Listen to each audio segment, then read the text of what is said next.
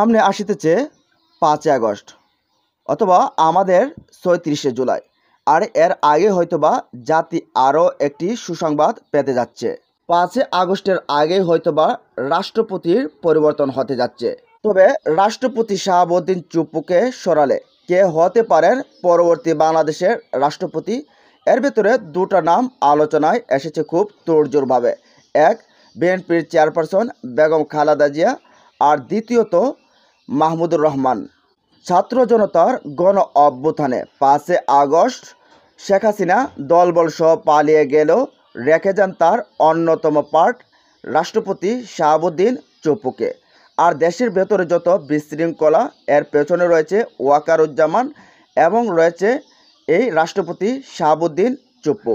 অনেক বিশ্লেষক মনে করছেন, যদি দেশকে সামনে নিয়ে যেতে হয় তাহলে অবশ্যই শাহাবুদ্দিন চুপ্পুকে আগে সরাতে হবে, কারণ শাহাবুদ্দিন চুপ্পুর হাতেই রয়েছে সমস্ত বাহিনীর ক্ষমতা। শাহাবুদ্দিন চুপ্পু যদি ইচ্ছে করে তাহলে ওয়াকারকে সরাতে পারে, কিন্তু যেহেতু আওয়ামী লীগের অন্যতম পার্ট এই শাহাবুদ্দিন চুপ্পু, তাই শাহাবুদ্দিন চুপ্পু চাইবে না ওয়াকারকে বা ফেসিস্টের যারা সহায়তাকারী তাদেরকে সরাতে। যদিও এর আগে বেশ কয়েকবার রাষ্ট্রপতি শাহাবুদ্দিন চুপ্পুকে সরানোর জন্য রাজপথে আন্দোলনও হয়েছিল, তবে সেই আন্দোলনে পানি ঢেলে দিয়েছিল খোদ বিএনপি। তখনকার সময়ে বিএনপি হয়তো চিন্তা করেছিল যে যদি রাষ্ট্রপতি শাহাবুদ্দিন চুপ্পুকে সেই পদ থেকে সরানো হয় তাহলে ইন্টারিম গভর্নমেন্ট আরও অনেকটা শক্তিশালী হয়ে যাবে, তাহলে তারা নির্বাচন পেছানোর সংখ্যায় থাকতে পারে। সাম্প্রতিক সময়ে অনলাইন অ্যাক্টিভিটিস্ট পিনাকি ভট্টাচার্য তার একটি ভিডিওতে রাষ্ট্রপতি শাহাবুদ্দিন আউট, সম্ভবত বেগম খালেদা জিয়াকে তিনি রাষ্ট্রপতি হিসেবে চাচ্ছেন। শুধু পিনাকি ভট্টাচার্য নয়, অনেকেই বলছেন রাষ্ট্রপতি শাহাবুদ্দিন চুপ্পু 5 আগস্টের ভেতরেই আউট হয়ে যাবেন। তো পরবর্তী রাষ্ট্রপতি হিসেবে দুটো নাম খুব তোড়জোড়ভাবে আসছে। একটা হচ্ছে বিএনপির চেয়ারপারসন বেগম খালেদা জিয়া, আর অন্যটি হলো আমার দেশ পত্রিকার সম্পাদক মাহমুদুর রহমান, চিরবিপ্লবী একজন মানুষ। তবে যে যাই বলুক, বেগম খালেদা জিয়াকে রাষ্ট্রপতি বানাতে গেলেও বিপত্তি বাঁধবে। যদি বিএনপির অনেক নেতাকর্মী চায় যে বিএনপির চেয়ারপারসন বেগম খালেদা জিয়া রাষ্ট্রপতি হোক, তবে অন্যান্য দলগুলো চাইবে না, কারণ তিনি একটা দলের প্রধান।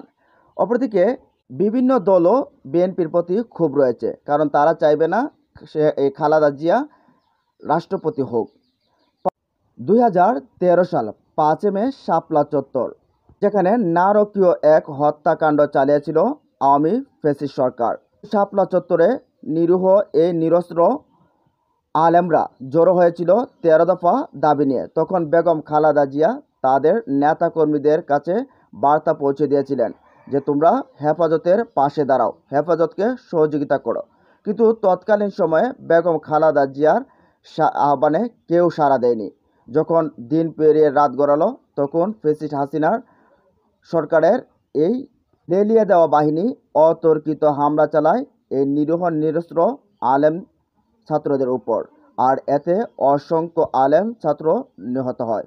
এর দায় কিছুটা বিএনপিকেও হয়তোবা নিতে হতে পারে, যদিও তারা হত্যাকাণ্ড চালায়নি, কিন্তু তারা যদি সেদিন হেফাজতের পাশে দাঁড়াতো তাহলে হয়তোবা এই ঘটনাটা ঘটতো না।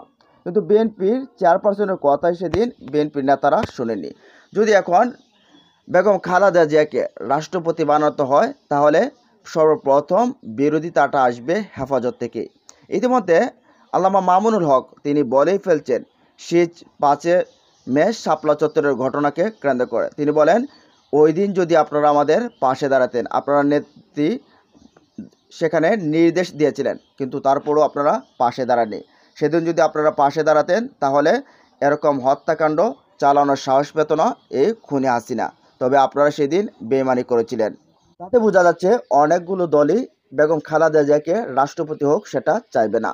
তবে অপরদিকে একজন মানুষ রয়েছেন যিনি চিরবিপ্লবী একজন মানুষ, যিনি জেল খেটেছেন, ভারতীয় আধিপত্য বিরুদ্ধে কথা বলছেন, এখনও বলে যাচ্ছেন বয়ডরহীনভাবে।